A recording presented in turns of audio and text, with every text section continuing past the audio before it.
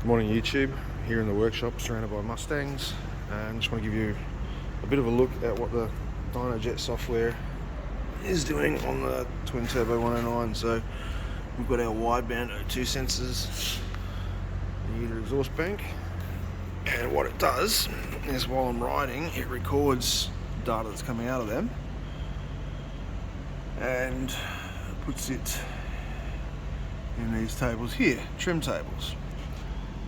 So we have one of these for each gear. This is first gear, and what it does is it makes corrections. So this is boost 10 psi, 7 psi. Down here is vacuum. This is RPM along this scale here.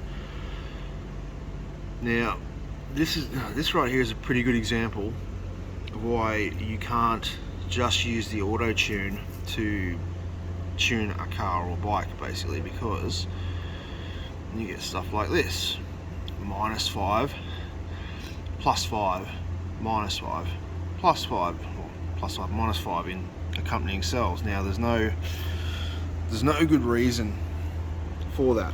If I gave the sorry, it's early here, gave the power commander authority to go ±20% fuel, obviously that's going to make for a very rough running bike. So that -5 there in a bunch of positive numbers needs to come out.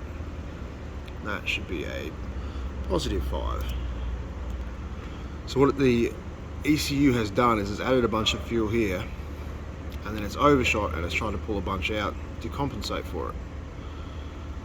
So yeah, we go through, fish out problems like that. The rest of it looks pretty good actually. +5 here, that shouldn't be there. That should be, we'll zero that one. The rest of it's pretty good.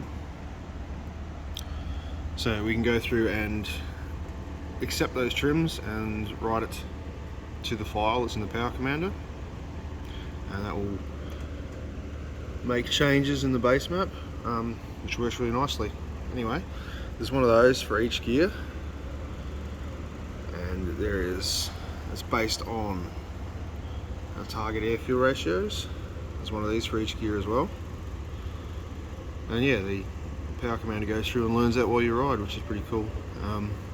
It's not a replacement for going through and mapping everything on the dyno properly, but it is handy for extremely fine adjustments when you're riding.